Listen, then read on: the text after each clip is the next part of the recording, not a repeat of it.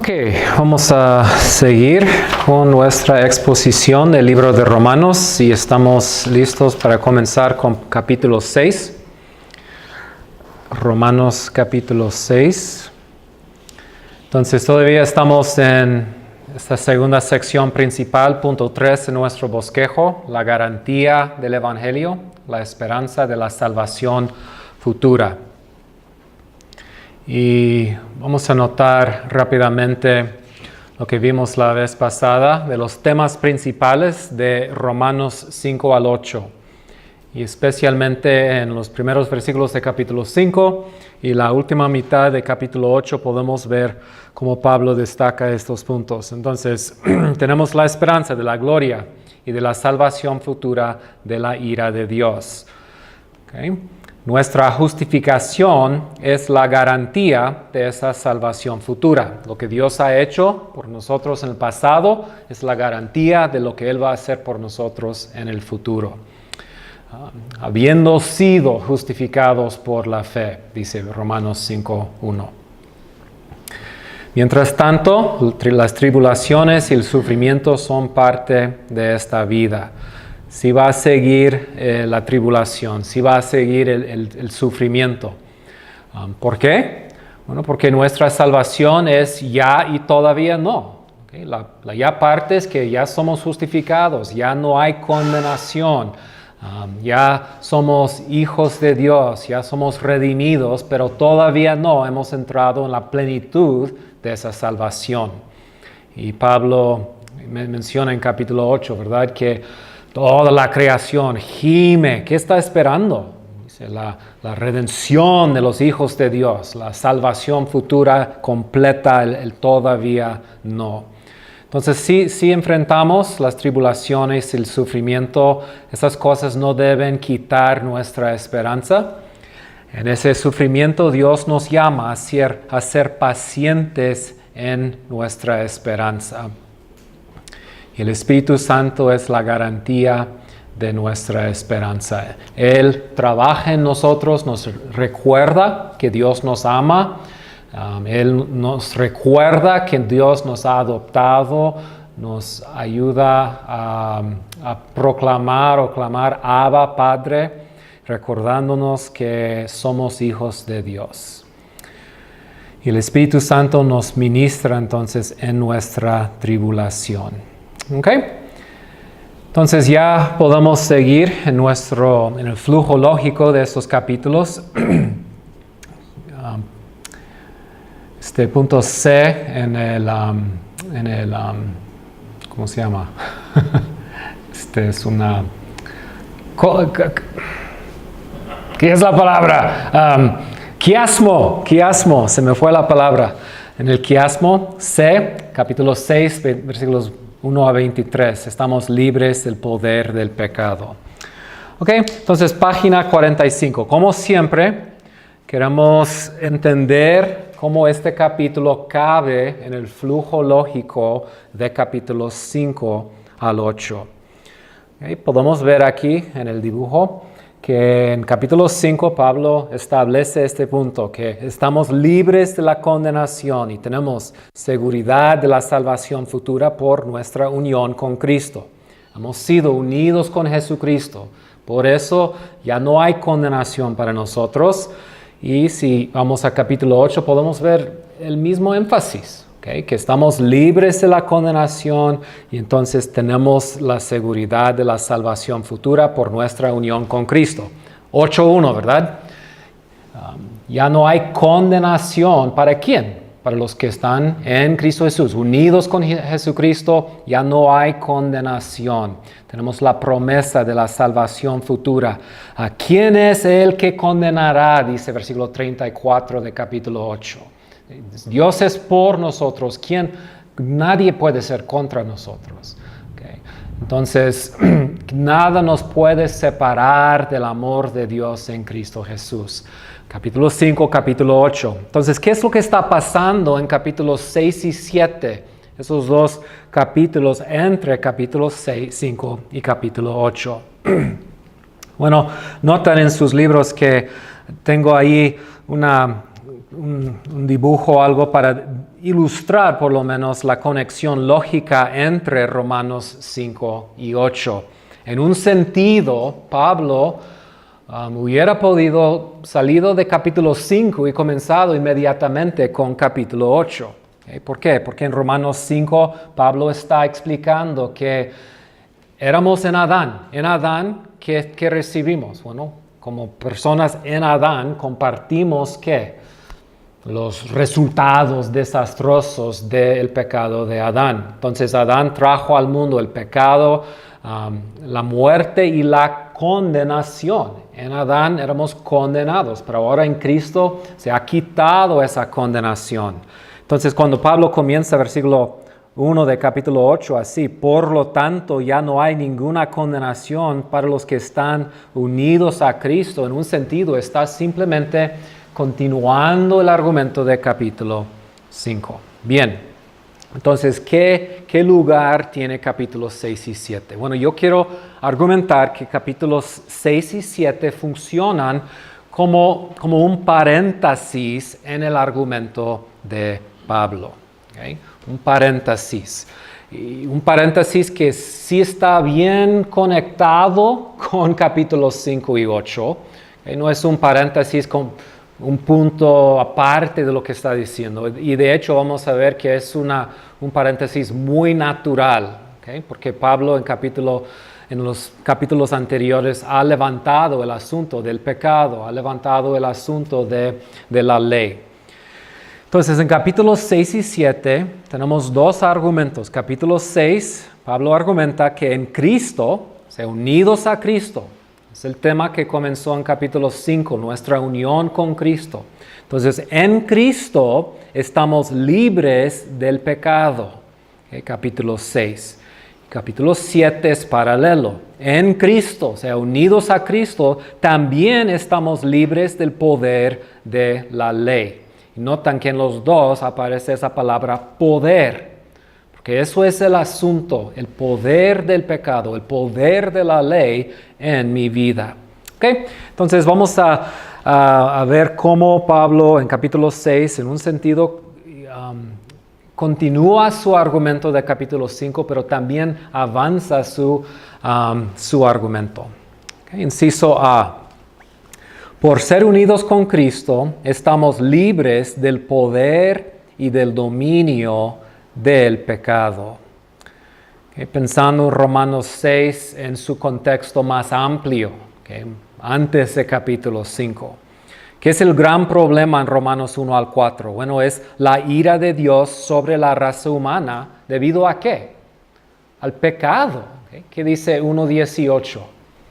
La ira de Dios se ha revelado desde el cielo contra toda ¿qué? Impiedad e injusticia de los hombres. ¿Okay? Entonces, la ira de Dios viene al mundo porque los hombres son pecadores. Bien, entonces eso es un punto importante en los primeros 4 capítulos. ¿Okay? Versículo 9 de capítulo 3. ¿A qué conclusión llegamos? ¿Acaso los judíos somos mejores? De ninguna manera. Ya hemos demostrado que tanto los judíos como los gentiles están bajo el pecado. Hemos notado esa frase, esa expresión, bajo el pecado. En Romanos significa, en los escritos de Pablo, significa bajo el poder y autoridad de algo. ¿Okay? Bajo el poder y autoridad del pecado. En capítulo 7 vamos a ver que éramos bajo la ley, bajo el poder y la autoridad de la ley. ¿Okay? Entonces, todos están bajo el poder y autoridad del pecado. 3:23, todos han pecado y están privados de la gloria de Dios. 5:12, por medio de un solo hombre el pecado entró en el mundo y por medio del pecado entró la muerte. Fue así como la muerte pasó a toda la humanidad porque todos pecaron. ¿Okay? Entonces, el pecado ha sido un tema muy, muy importante en el argumento de Pablo hasta este momento. Especialmente en capítulo 6, versículos 12 al 21, Pablo describe la abundancia y reino de ese pecado y sus resultados desastrosos, que es la muerte y condenación para todos. Y él describe de una manera muy gráfica cómo el pecado de un solo hombre ha resultado en mi muerte, ha resultado en mi condenación, ha resultado en mi pecaminosidad. ¿Ok? Entonces, número 2 describe la abundancia y el reino de ese pecado.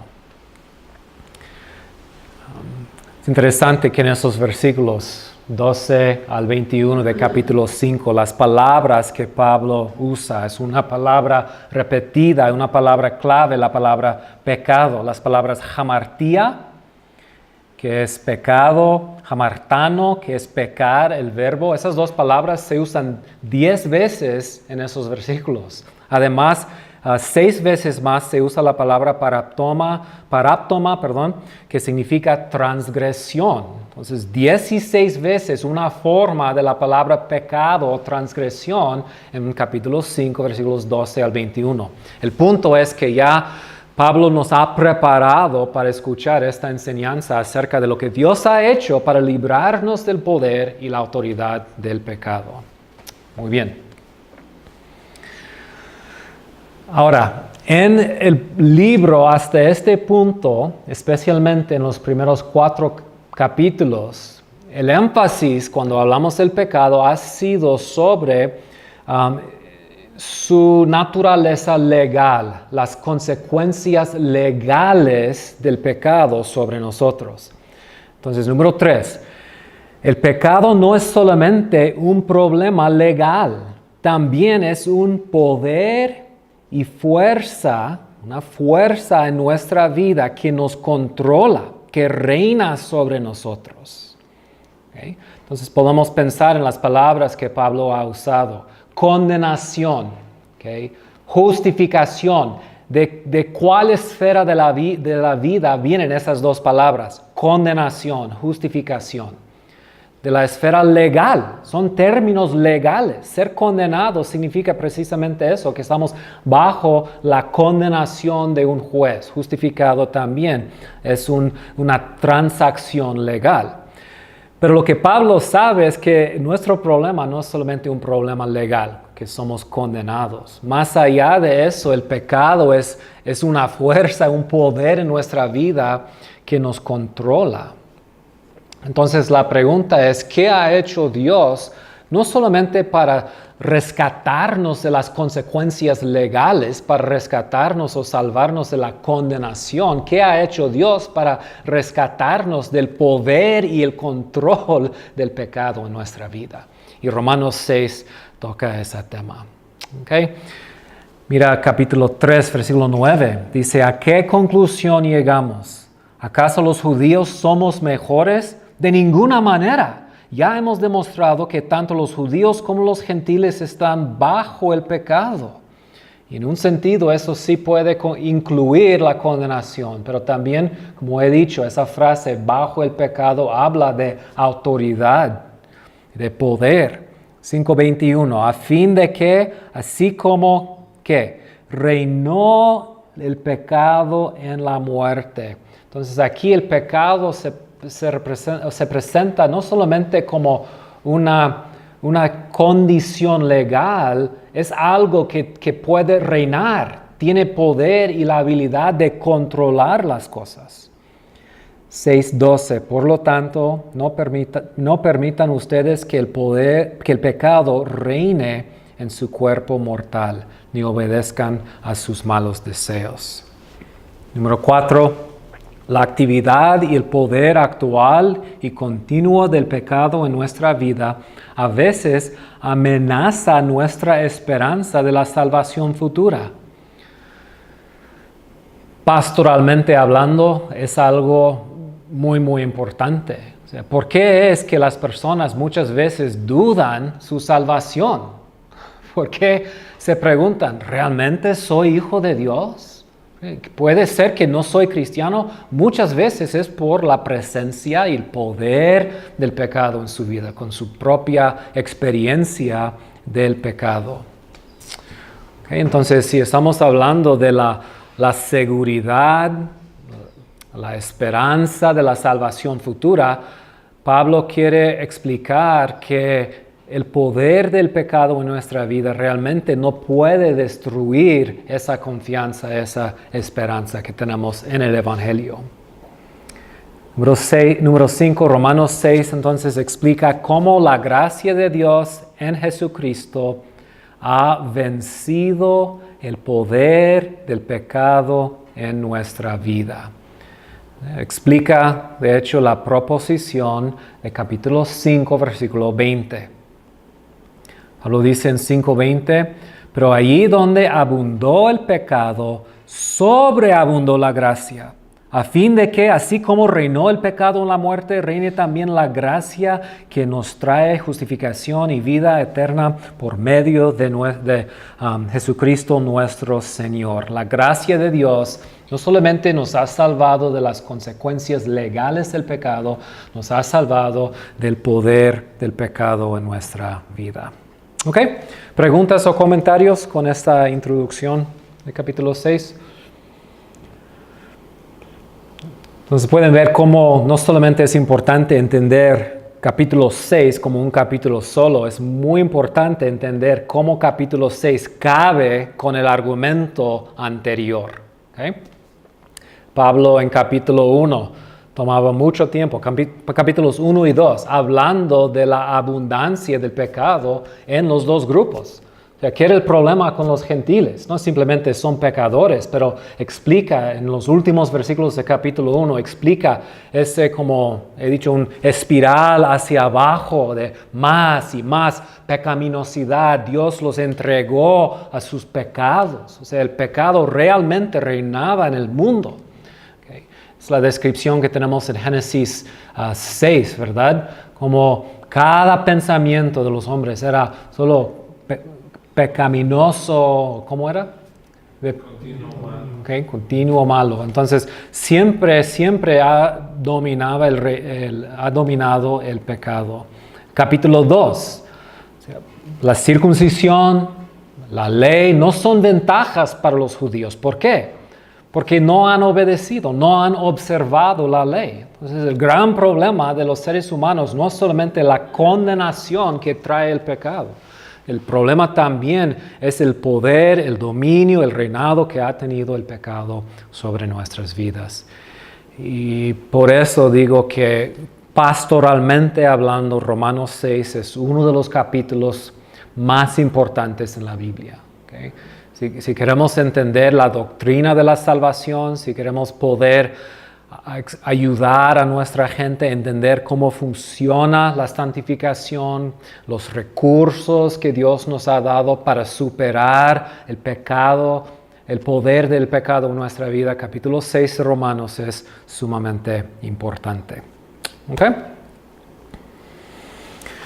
Entonces, quiero notar 3 puntos, 3 argumentos principales en este capítulo. Okay, número 1, los cristianos, o sea, los que son justificados por la fe, pensando en capítulo 5, versículo 1, no persistirán en el pecado. Okay, los cristianos no van a persistir en el pecado. Okay, mira capítulo 6, versículos 1 y 2. ¿Qué concluiremos? ¿Vamos a persistir en el pecado para que la gracia abunde? De ninguna manera. Nosotros que hemos muerto al pecado, ¿cómo podemos seguir viviendo en él? Ahora, es muy importante notar la conexión lógica, la conexión pues gramática, de hecho, con los últimos 2 versículos de capítulo 5. ¿Qué nos ha dicho 5, 20 y 21? Donde el pecado abundó, ¿qué? Sobreabundó la gracia. Entonces, ¿qué es la pregunta de Pablo? O sea, Pablo, como siempre, sabe qué están pensando las personas a quienes está hablando. Entonces, una persona diría, si la gracia sobreabunde en el pecado, pues, ¿qué? Puedo seguir pecando. Y Pablo sabe que algunas personas van a seguir esa línea de pensamiento. Entonces, por eso dice, ¿qué concluiremos? ¿Vamos a persistir en el pecado para que la gracia abunde? Y quiero notar algo aquí, hermanos. Y otra vez pensando pastoralmente, porque para mí este pasaje ha sido muy importante en mi vida personal, en mi crecimiento espiritual y también en mi ministerio pastoral. Yo creo, ese pensamiento no es original conmigo. Uno de mis héroes es David Martyn Lloyd-Jones, que era un predicador británico del siglo pasado. Y él predicaba por años sobre el libro de Romanos. De hecho, hace unos años tenía yo 14 tomos de libros de predicaciones que él predicaba en su iglesia los viernes en la noche por muchos años. Y por esos años vinieron a su iglesia como 1,000 personas cada viernes en la noche para escuchar al doctor Lloyd-Jones exponer el libro de Romanos. Y uno de los libros, uno de los tomos, eran sermones sobre capítulo 6. 23 sermones sobre Romanos capítulo 6.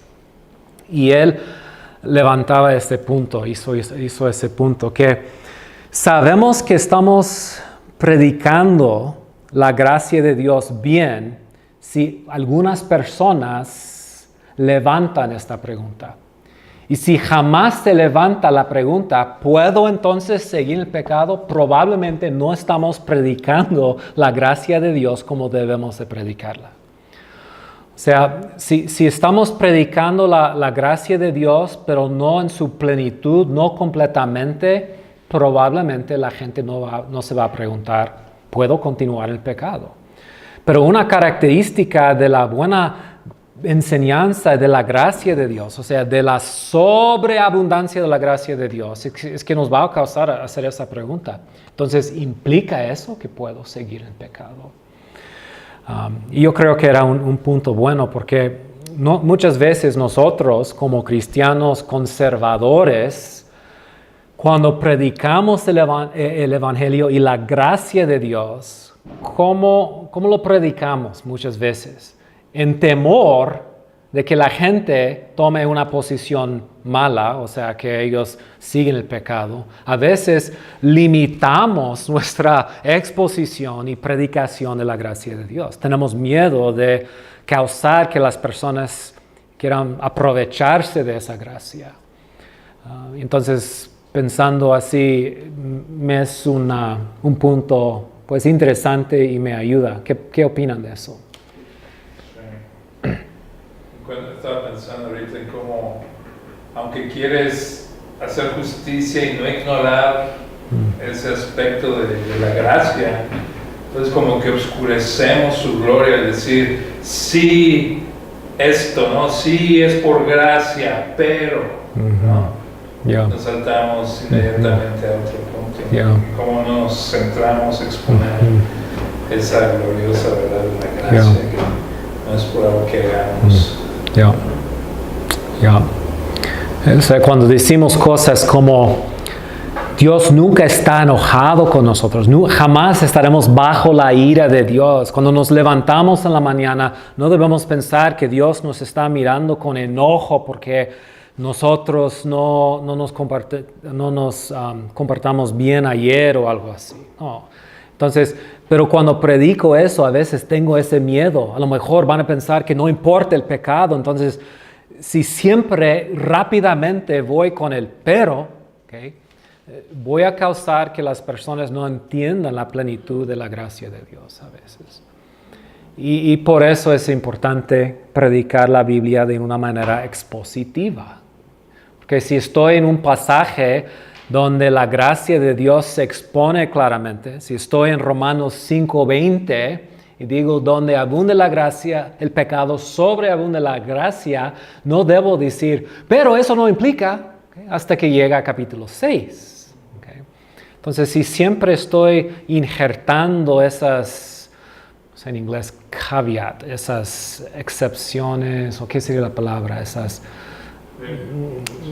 sí, pues voy a causar que la gente no entienda bien, o sea, es posible causar que la gente no entienda bien la abundancia y extensión de la gracia de Dios. Tú nos hablabas que hay textos que tienen dientes, ¿no? Y que tienen su propósito, crear tensión, ¿no? Pero también hay estos textos, ¿no? Que dan un gran confort, como diríamos, un un Yeah. gran alivio.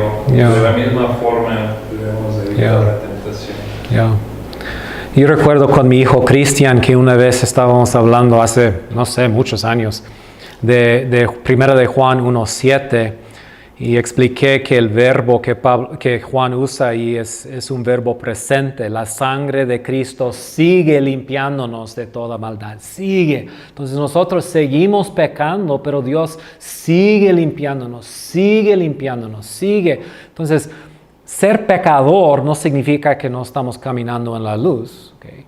Dejamos de caminar en la luz, de andar en la luz, cuando no aprovechamos del Evangelio para tratar con nuestros pecados. Pero recuerdo como él, no sé, tenía 6, 7 años, dijo, entonces, papi, ¿me estás diciendo que no importa qué tanto peco, siempre hay gracia para perdonarme? O sea, peco y me perdona, y peco y me perdona. Y fue para él como un momento clave, yo creo, en su vida. Como primera vez se dio cuenta de la grandeza del perdón de Dios, ¿verdad? Muchas veces somos como los discípulos. ¿Cuántas veces Dios nos va a perdonar? 7 veces, ¿verdad? Entonces pensamos así. Y por esto Pablo, pensando otra vez en capítulo 8, nada nos puede separar del amor de Dios en Cristo. Cosas por venir, cosas pasadas, cosas presentes, en este mundo, en el otro mundo, nada nos puede separar. ¿Ok? ¿Otro comentario o pregunta ahí? Bueno, esas conversaciones que tal vez no son tan exegéticas, no es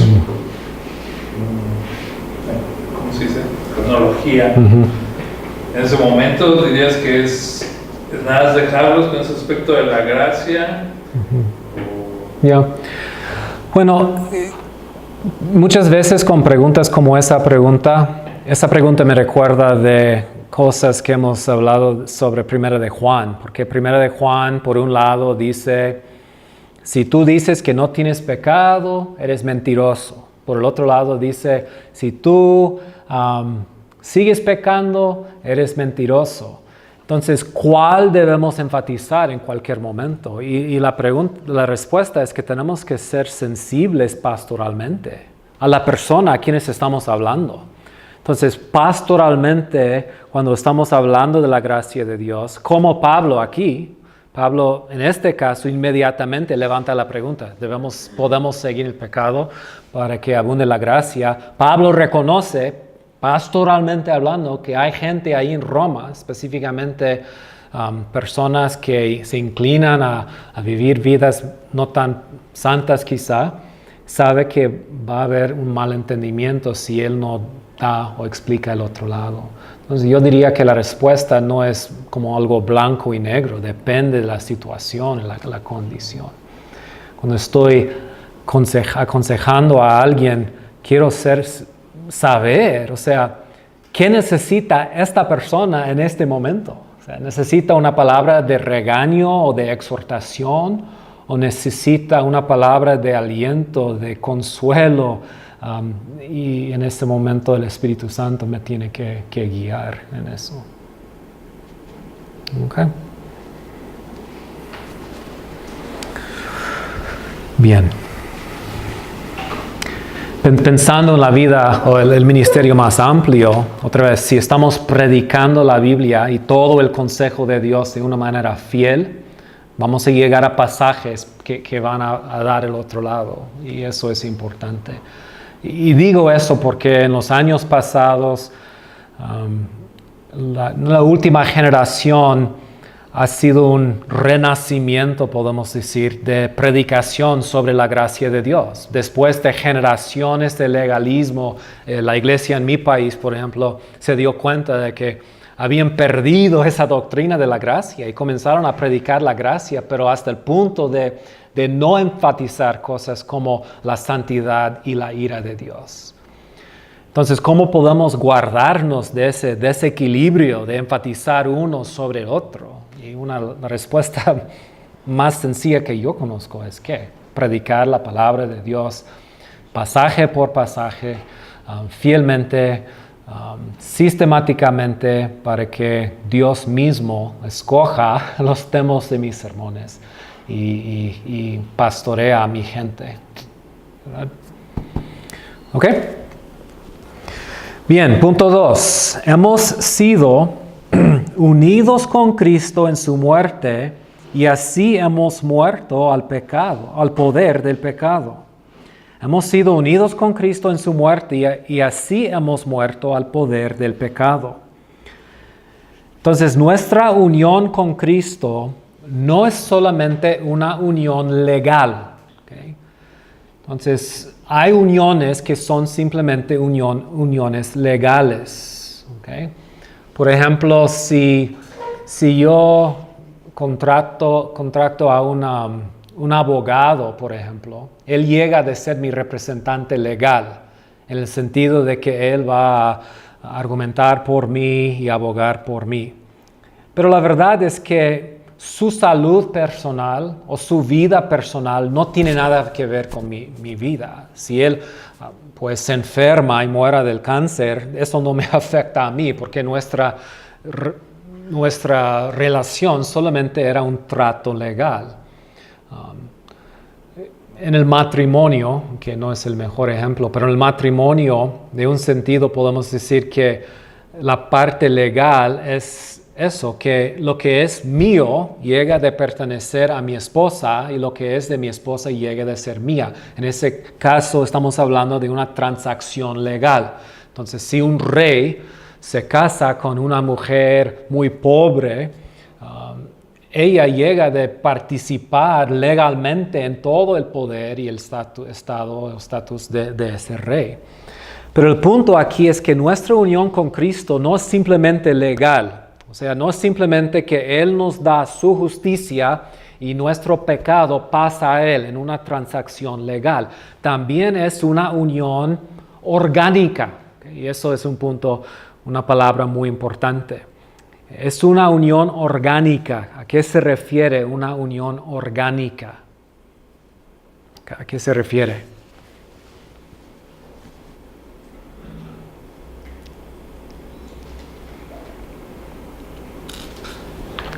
¿Qué opinas, Joel?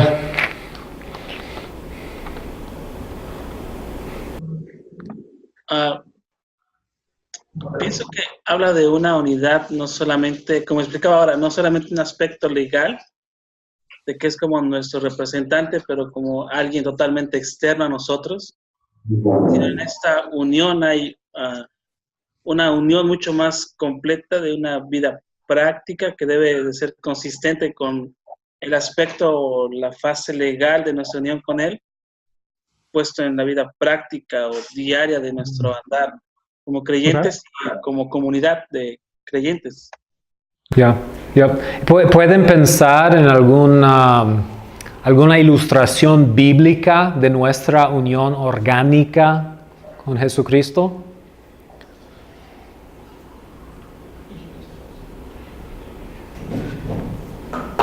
Hay una en el capítulo 6. ¿Cómo? La iglesia como un cuerpo. Ok, la iglesia como un cuerpo. Exactamente, ¿ok? Entonces Jesús es la cabeza, nosotros somos el cuerpo, somos miembros del cuerpo. Eso no solamente implica una conexión legal con Él, sino de qué fluye de Él. Pues vida, salud, conocimiento, todo fluye de Él, todo es dirigido de una manera orgánica de Él.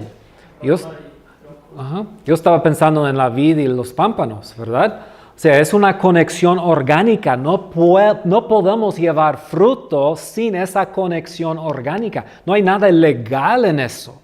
Es una conexión de vida. De Él fluye todos los nutrientes y toda la vida, el agua, oxígeno, todo lo que necesitamos para vivir, crecer y llevar fruto, fluye de Él. ¿Okay? O sea, hay otras ilustraciones así, ¿verdad? Así que de ahí capítulo 6, versículo 5. Estaba pensando en eso, no sé si encaja. Sí. En efecto, si hemos estado unidos con Él en su muerte, sin duda también estaremos unidos con Él en su resurrección. Empieza a explicar. Sí, entonces es ahí que vamos. Eso va a ser la explicación de Pablo de esta idea. Yo estaba pensando en una ilustración también práctica de hoy en día de lo que hacen cuando hay hay un trasplante de un órgano de una persona a la otra persona. O sea, si alguien me da su riñón, por ejemplo, eso implica que la vida y la salud del riñón tiene que ver conmigo, con mi vida, mi cuerpo. Si yo me enfermo, mi riñón se va a enfermar. Si mi riñón se enferma, yo voy a enfermarme. Entonces es una conexión orgánica. Y Pablo quiere decirnos que por nuestra unión con Cristo hemos participado en su muerte. ¿Okay? Entonces ese capítulo nos va a explicar esa idea un poquito más. Inciso A. La unión con Cristo ocurre en el momento de nuestra salvación. Eso es un punto importante. ¿Cuándo fuimos unidos con Cristo? ¿Okay? ¿Cuándo ocurrió esa unión? ¿En qué momento llegamos a ser en Cristo? ¿Okay? 3 y 4, por favor, ¿alguien?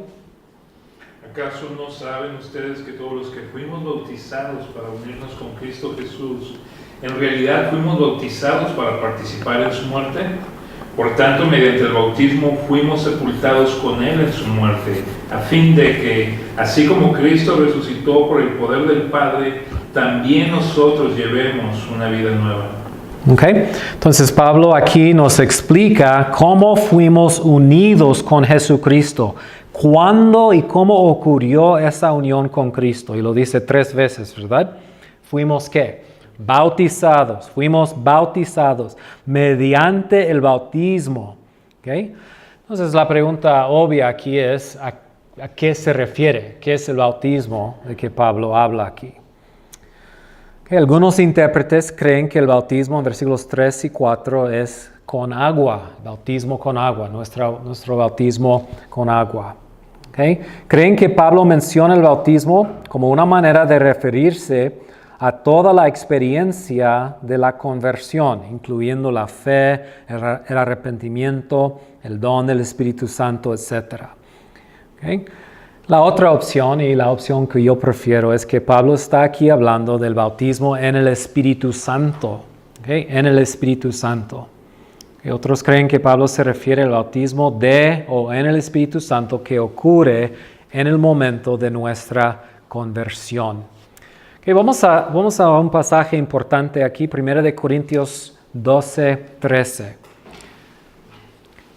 Y en su Biblia, si no lo tienen, deben escribir 1 Corintios 12, 13 al lado de versículos 3 y 4 en Romanos 6.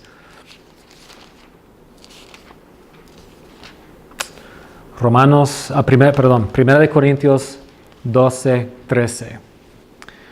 Que Pablo dice, porque por un solo espíritu fuimos todos bautizados en un cuerpo, sean judíos o griegos, sean esclavos o libres, y a todos se nos dio a beber en un mismo espíritu. Notan varias cosas aquí. Pablo aquí está hablando de algo, usa la misma palabra que en capítulo 6, un bautismo. ¿Okay? Pero él está diciendo aquí que fuimos bautizados por ¿qué? Un solo espíritu. ¿Okay?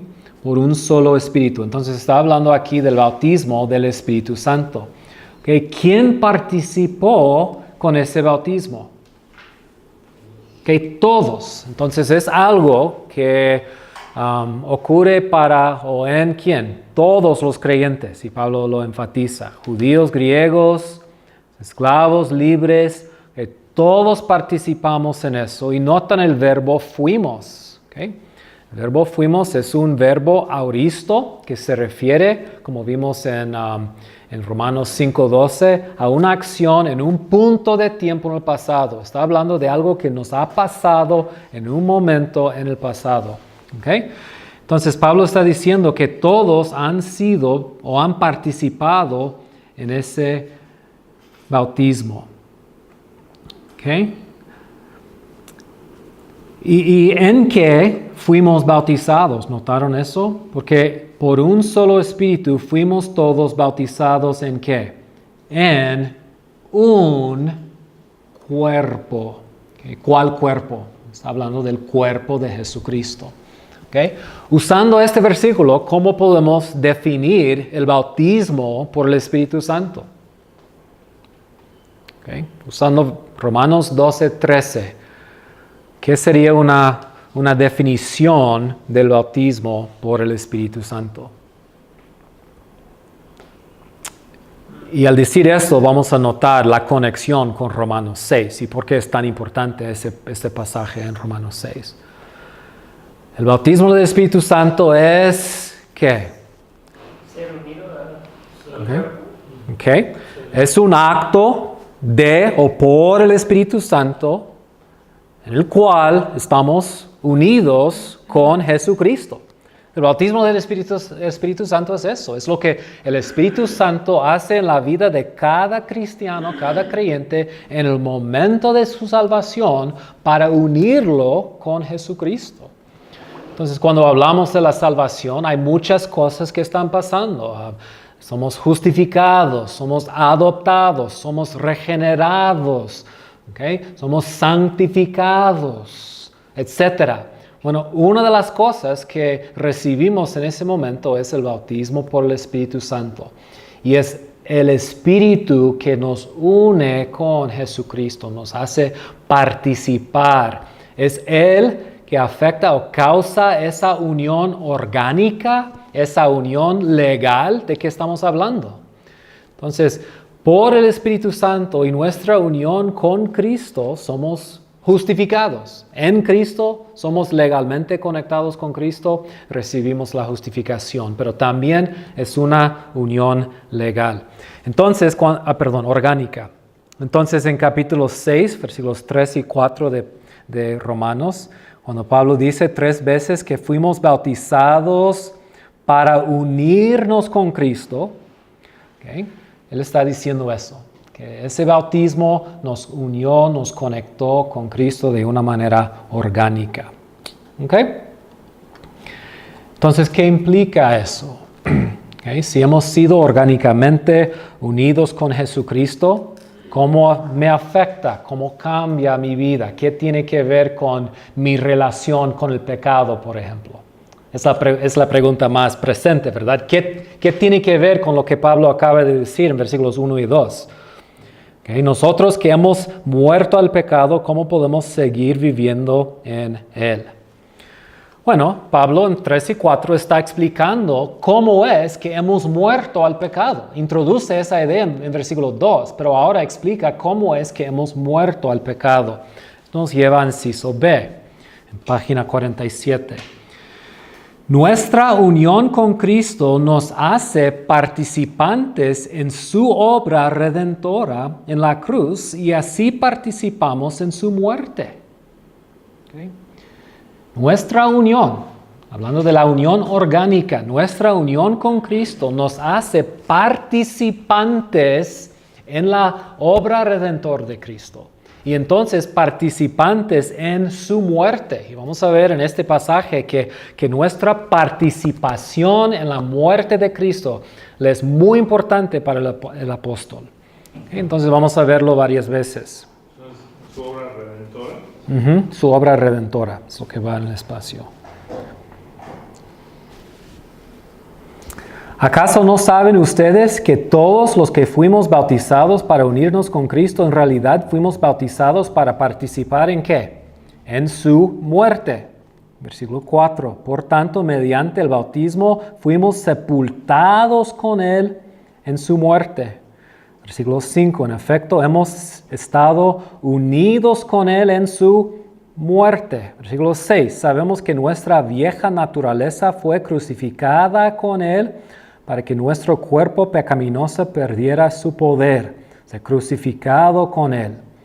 Versículo 8. Ahora bien, si hemos muerto con Cristo, nosotros morimos. ¿Cómo morimos? Bueno, fuimos unidos con la muerte de Jesucristo. De la misma manera, también ustedes considérense muertos al pecado. ¿Okay? Entonces, se puede decir que es un tema importante para Pablo. O sea, tantas veces repite ese punto. Ahora, ¿qué significa eso? ¿Verdad? ¿Qué significa que he participado en la muerte de Jesucristo? Bueno, ¿quién murió? Puedo decir. puedo preguntar. ¿Quién murió así? Porque yo físicamente no estoy muerto. ¿A qué se refiere? Inciso C, nuestro viejo hombre entonces ya está muerto. Versículo 6. Pablo dice, sabemos que nuestra vieja naturaleza fue crucificada con él para que nuestro cuerpo pecaminoso perdiera su poder. Esto es uno de los momentos en los cuales la nueva versión internacional no nos ayuda bien. ¿Okay? La palabra naturaleza, que se traduce naturaleza, es la palabra anthropos, que es la palabra hombre. De hecho, supongo que la Reina Valera lo dice así, ¿verdad? Versículo 6. Sabiendo esto, que nuestro viejo hombre fue crucificado. Entonces, ¿quién murió? Bueno, Pablo dice que es nuestro viejo hombre. Entonces, ¿qué es el viejo hombre?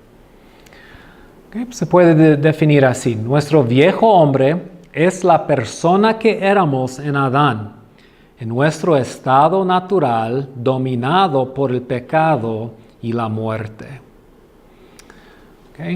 En la teología y en el entendimiento del apóstol Pablo, la vida del creyente se puede dividir en dos tomos. El viejo hombre, el hombre anterior, y el nuevo hombre, el hombre que ya soy, ya en Jesucristo, unido con Jesucristo.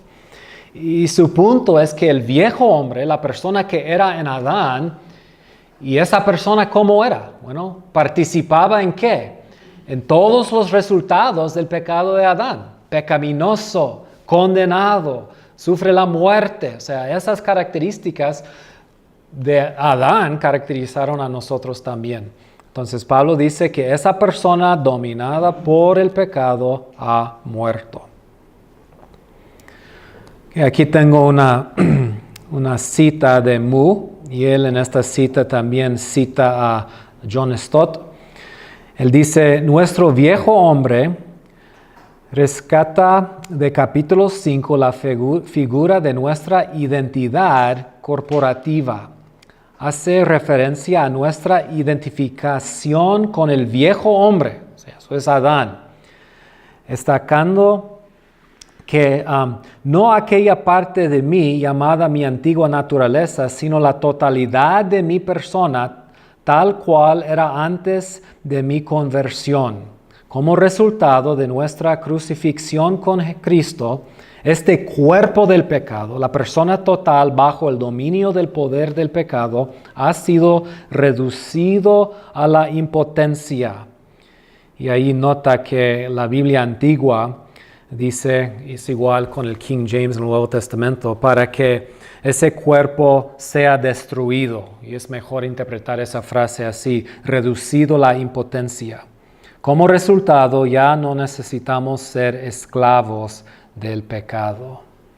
Entonces, la vieja persona Aaron Gibson, el viejo Aaron Gibson, la persona controlada por el poder y el dominio del pecado, esa persona ha muerto. Entonces, en Cristo, esa persona crucificado, ¿qué implica para mí? Bueno, vamos a notar aquí 3 pasajes en Gálatas que realmente capta esa idea. El más famoso, Gálatas 2:20. He sido crucificado con Cristo y ya no vivo yo, sino que Cristo vive en mí. Y lo que ahora vivo en el cuerpo, vivo por la fe en el Hijo de Dios, quien me amó y dio su vida por mí. He sido crucificado con Cristo. Ya que he sido unido con Cristo, orgánicamente hablando, es como si yo estuviera ahí en la cruz, colgado en la cruz. Esa persona que era murió junto con Jesucristo ahí en la cruz. Gálatas 5:24.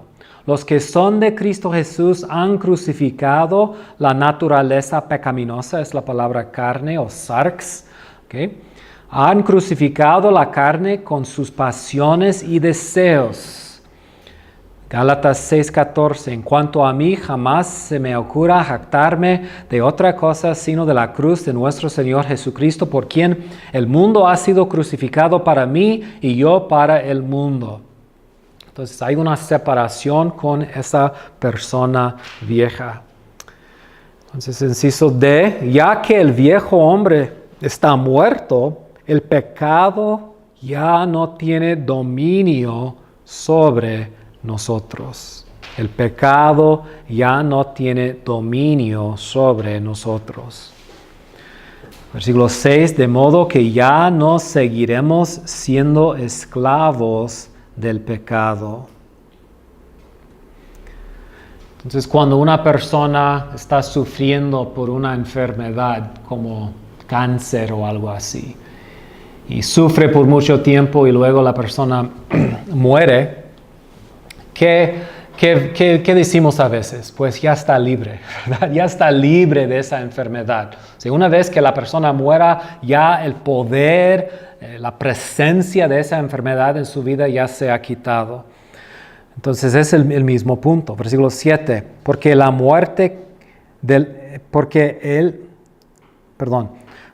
el que muere queda liberado del pecado. Versículos 11 y 12. De la misma manera también ustedes considérense muertos al pecado, por lo tanto no permitan ustedes que el pecado reine en su cuerpo mortal, ni obedezcan sus malos deseos. Versículo 14. Así el pecado no tendrá dominio sobre ustedes, porque ya no están bajo la ley, sino bajo la gracia. 17. Pero gracias a Dios, aunque antes eran esclavos del pecado, la vieja persona era completamente esclavo. Versículo 18, en efecto, habiendo sido liberados del pecado. 22, ahora que ya han sido liberados del pecado y se han puesto al servicio de Dios. Entonces, pensando en esta idea de la unión vital, la unión orgánica, cuando algo se desconecta de una unión orgánica así, cualquier conexión entre los dos ya se destruye. Entonces, el poder del pecado era eso, porque que nosotros, estando en Adán, participando en Adán, y el poder del pecado en Adán, nosotros éramos esclavos completamente controlados por el pecado. Y Pablo entonces aquí introduce una nueva realidad. Y lo que vamos a ver en los siguientes capítulos es que el pecado sigue como una potencia, una presencia en nuestra vida, pero ha perdido su poder y su dominio absoluto. Ya no tiene el poder absoluto para controlar mi vida. Eso es un lado de la moneda. El otro lado, punto 3, por nuestra unión con Cristo tenemos vida nueva. No solamente participamos en su muerte para morir a la persona que éramos, sino que hemos también participado en ¿qué? En su nueva vida. Jesús no se quedó en el sepulcro, se levantó, se resucitó de los muertos. Y así yo estoy participando en su vida nueva. Inciso A. No solamente participamos en su crucifixión, también hemos participado en la resurrección de Jesús y somos un nuevo hombre con vida nueva. Entonces, punto 3 tenemos vida nueva, inciso A, la resurrección de Jesús. Y noten que también Pablo varias veces repite esa idea. Por tanto, mediante el bautismo fuimos sepultados con Él en su muerte, a fin de que así como Jesús resucitó, ¿recuerdan esa frase, esas palabras en capítulo 5?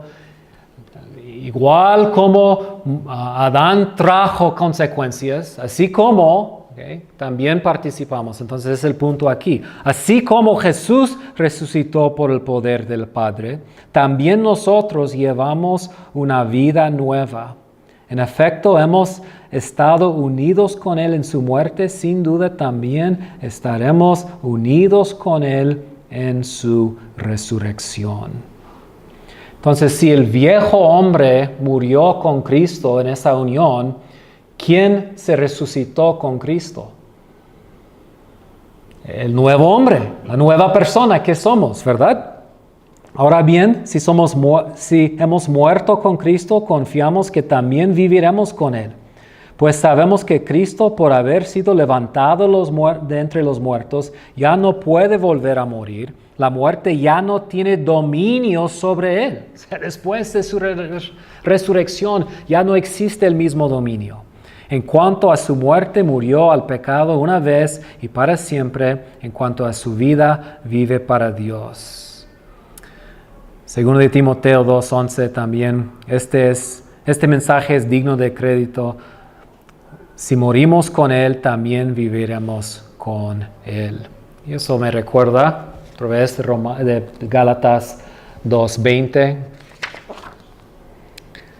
He sido crucificado con Cristo. Y este versículo es tan bonito porque lo hace muy, muy práctico. ¿Okay?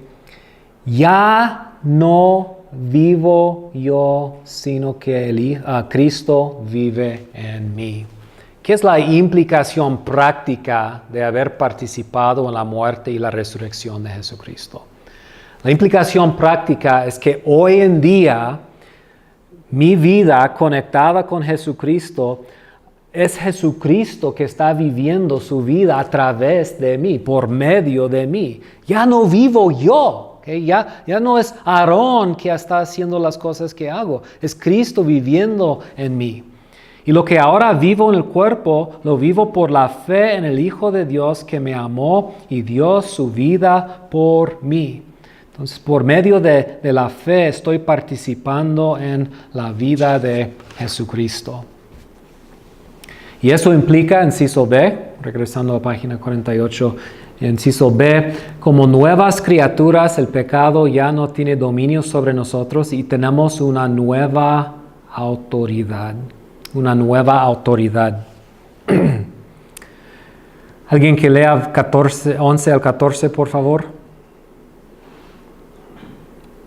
De la misma manera, también ustedes considérense muertos al pecado, pero vivos para Dios en Cristo Jesús. Por lo tanto, no permitan ustedes que el pecado reine en su cuerpo mortal, ni obedezcan a sus malos deseos. No ofrezcan los miembros de su cuerpo al pecado como instrumento de injusticia.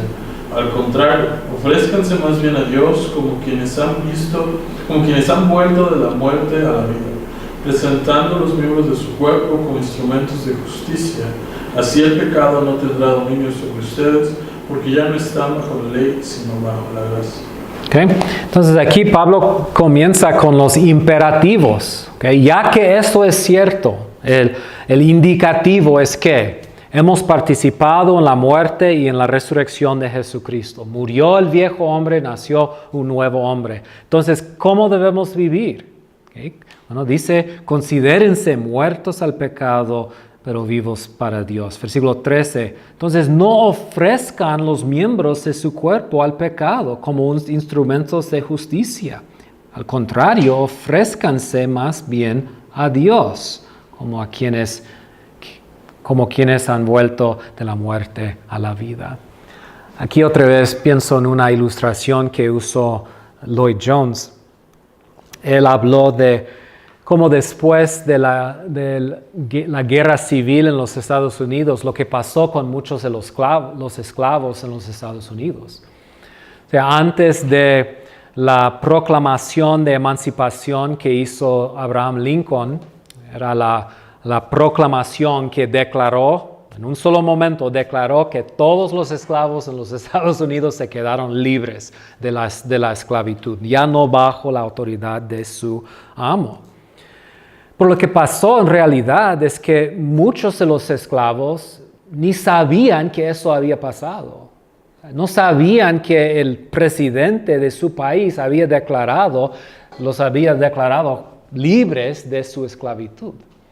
Y otros que sí sabían de la proclamación, algunos de hecho dijeron, pero toda mi vida he estado aquí y me trata muy bien mi amo, entonces voy a quedarme aquí trabajando por él. Aquí tengo un trabajo, me da hospedaje, me da comida y todo lo que necesito. En algunos otros casos, quizá no tenían una relación buena con sus amos, pero decidieron quedarse porque no tenían otra opción, no sabían qué más hacer.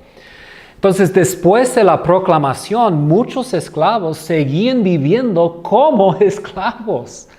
O sea, antes de esa proclamación, si les dijera algo su amo, legalmente tenían que obedecerlo, tenían que someterse. O sea, si dijo su amo, quiero que laves mis trastes o limpies mi casa, tenía que hacerlo. No tenía la opción de negar el deseo de su amo. Pero después de esa proclamación, sí tenía la libertad de decir no. Tenía la libertad para salir de esa casa, de ese lugar y ir a otro lugar. Pero lo que pasó con muchos de los esclavos es lo que pasa muchas veces con los cristianos. Ellos no reconocen, no entienden la libertad que tienen contra el pecado.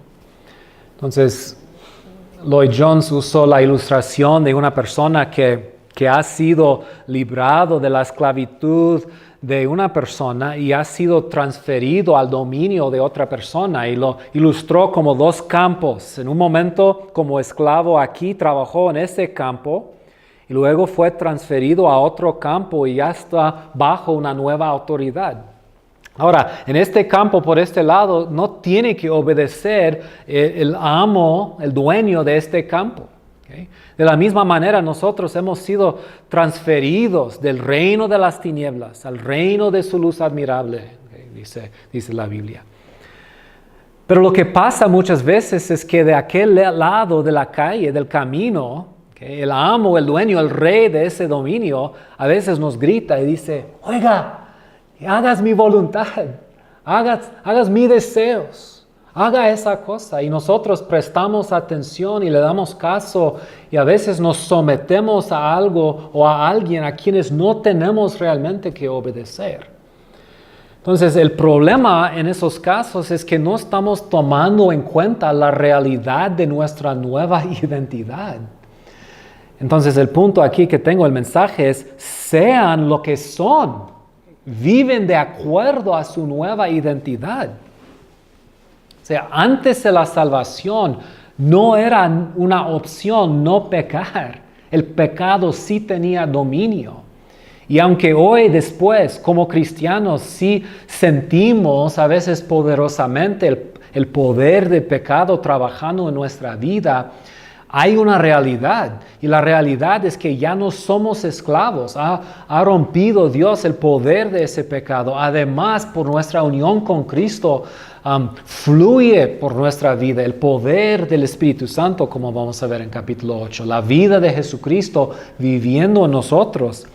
Entonces tenemos una opción que no teníamos antes. La opción se encuentra en versículo 13. No ofrezcan los miembros de su cuerpo al pecado como instrumentos de injusticia. Al contrario, ofrézcanse más bien a Dios, como quienes han vuelto de la muerte a la vida, presentando los miembros de su cuerpo como instrumentos de justicia. Así, el pecado no tendrá dominio sobre ustedes, porque ya no están bajo la ley, sino bajo la gracia. Okay. Aquí otra cita por Mu que hace ese punto. Debemos apropiarnos. ¿Qué significa apropiarnos? Tomar en cuenta, o sea, recibir como algo que es cierto para nosotros mismos. Debemos apropiarnos de nuestra identificación con Cristo en su muerte y actuar en base a ella. Si es que has de ser eficaz en atenuar el poder del pecado en nuestras vidas, de modo que Pablo nos exhorta a reconocer quiénes somos en Cristo, a reconocer a quiénes somos en Cristo y a poner en efecto esa nueva identidad al destronar el pecado en nuestra conducta diaria. Esta victoria sobre el pecado es posible, nos recuerda Pablo en un resumen de versículos 1 al 10, porque el pecado no se enseñoreará de vosotros. El uso del tiempo futuro indica que nunca habrá momento en que el pecado vuelva a tomar dominio sobre nosotros. Porque ya no estamos bajo la ley, es decir, bajo el régimen de la ley mosaica en el cual el pecado se agradó y produjo ira, sino bajo la gracia, el nuevo régimen inaugurado por Cristo en el cual la gracia reina por la justicia para vida eterna. Yo creo que las frases más importantes son ahí en la segunda línea y en la cuarta y quinta. Debemos actuar en base a ella. Debemos reconocer quiénes somos en Cristo. Ahora, quiero decir que lo que Pablo dice aquí no es todo que se tiene que decir acerca de nuestra batalla con el pecado. O sea, saber quiénes somos en Cristo no es la única cosa que tenemos que saber. Por ejemplo, en capítulo 8 va a hablar del papel del Espíritu Santo en nuestra lucha y batalla con el pecado. Y hay otras cosas importantes como el amor que tenemos por Dios y por Cristo y nuestra relación con Él y cómo eso afecta a nuestra batalla. Entonces, eso no es todo que se tiene que decir, pero es un paso muy importante, quizá el primer paso en nuestra batalla, en nuestra pelea con el pecado. ¿Qué es el primer paso?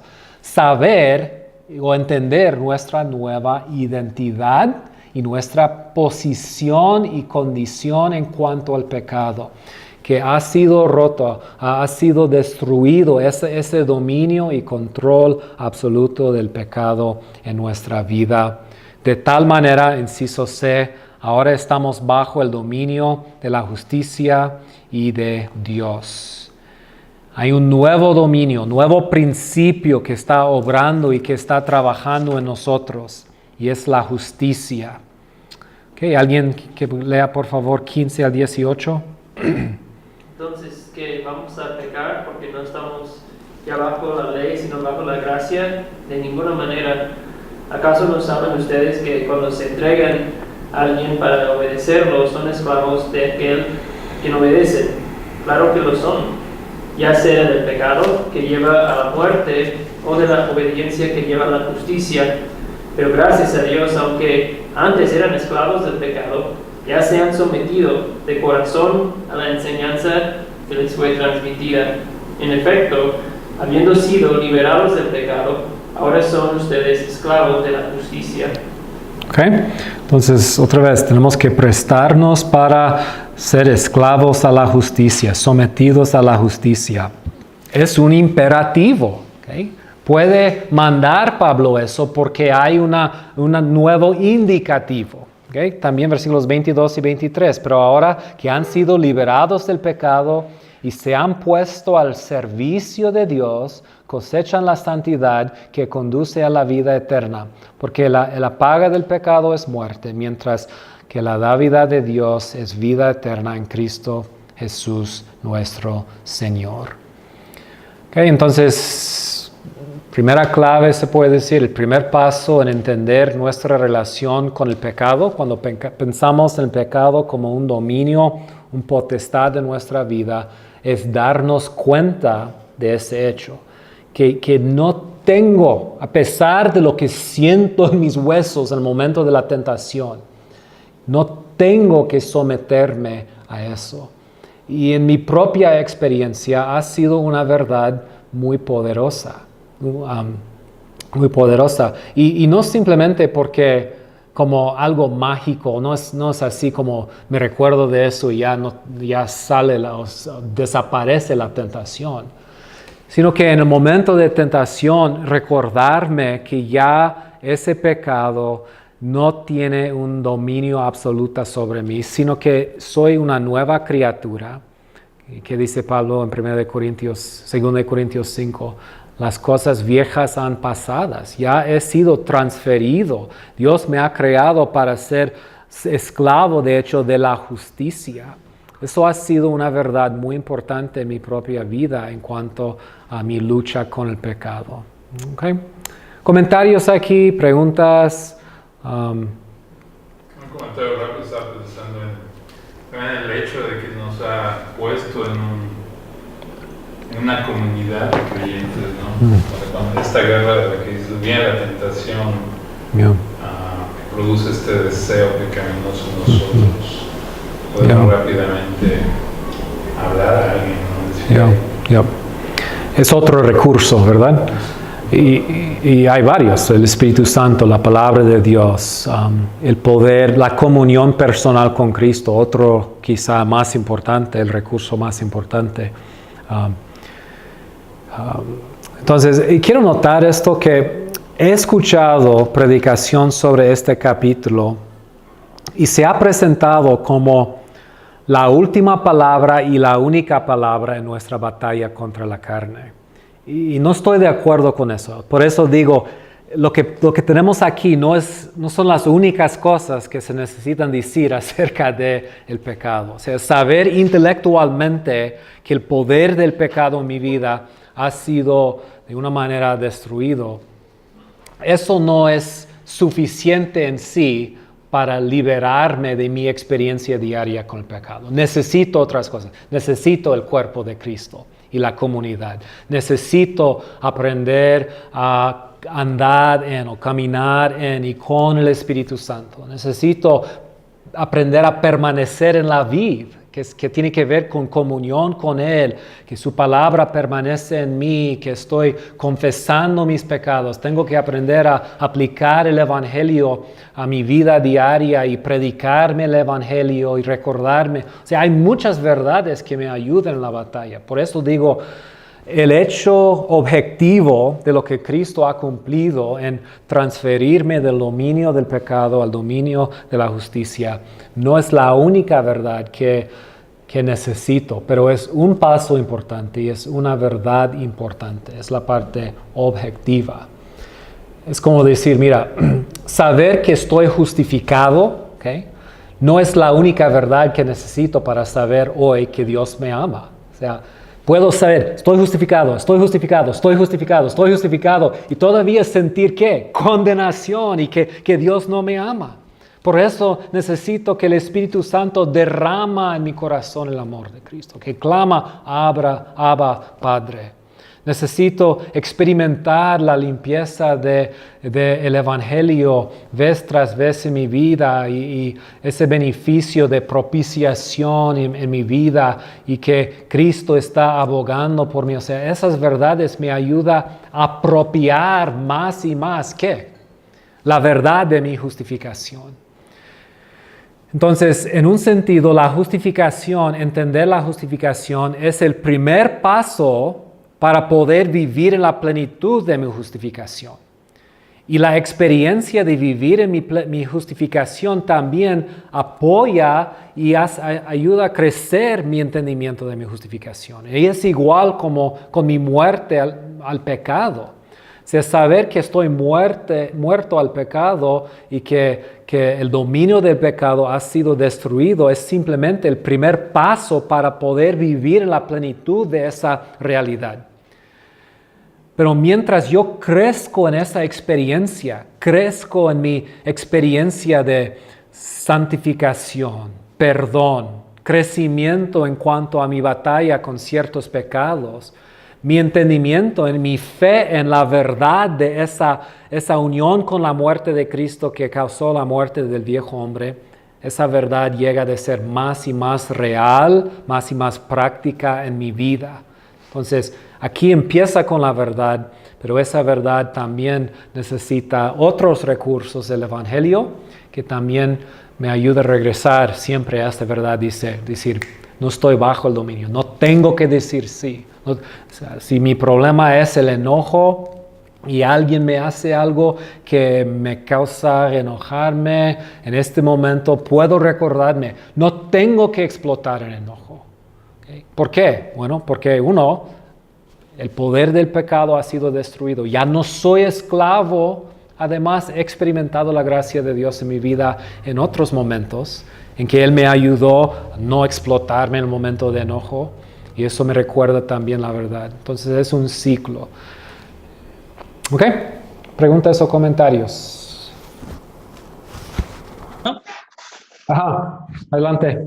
Sí, bueno, solo quería comentar que en cuanto a consejería, quizás como hablaba de ese aspecto pastoral, es importante que podamos hablar los hermanos de que esta justicia no es solamente una expectativa en la cual deberíamos andar, nos gustaría andar, sino que es una realidad en la cual sí podemos y debemos estar andando. Y un ejemplo, creo, y pues no es promoción de nada, pero pensaba como en Andrés Manuel. Del 2 de julio hasta el viernes pasado, todo lo que hacía era con la seguridad de que el sábado sería el nuevo presidente. Entonces, aunque aún no lo tenía por completo, él ya hacía todo o preparaba todo en su vida para el sábado. Y como creyentes podemos pensar algo similar. Todo lo que yo hago ahora, aunque no tengo una santidad perfecta o un andar perfecto, todo lo que estoy haciendo está enfocado en cuando yo tenga ya por completo mi salvación en Cristo, pues se está reflejando desde ahora. Sí, muy buen punto. Y hermanos, eso siempre es el primer paso en la consejería.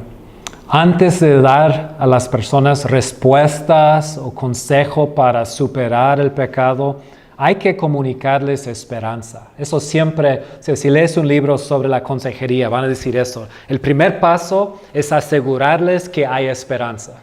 Porque si no tienen esperanza, si no tienen por lo menos un rayo de esperanza, una luz ahí pequeño, no van a escucharte. Entonces el primer paso es decirles, y de hecho algo que es muy útil en la consejería es pedirles que repitan eso, preguntarles, ¿crees tú que Cristo, que este libro tiene las respuestas? ¿Crees tú que lo que Jesús hizo en la cruz te puede ayudar con ese pecado o con esa adicción o que ese matrimonio problemático? O sea, ¿crees tú eso? Y muchas veces la respuesta es, quiero, pero no puedo. Entonces tengo que ofrecerles consejo que les da esperanza. ¿De dónde viene la esperanza? O sea, no comienza con la esperanza subjetiva, que eso viene después. La esperanza fluye de la verdad objetiva. O sea, ¿qué verdad? Cuando éramos pecadores, Jesús murió por nosotros.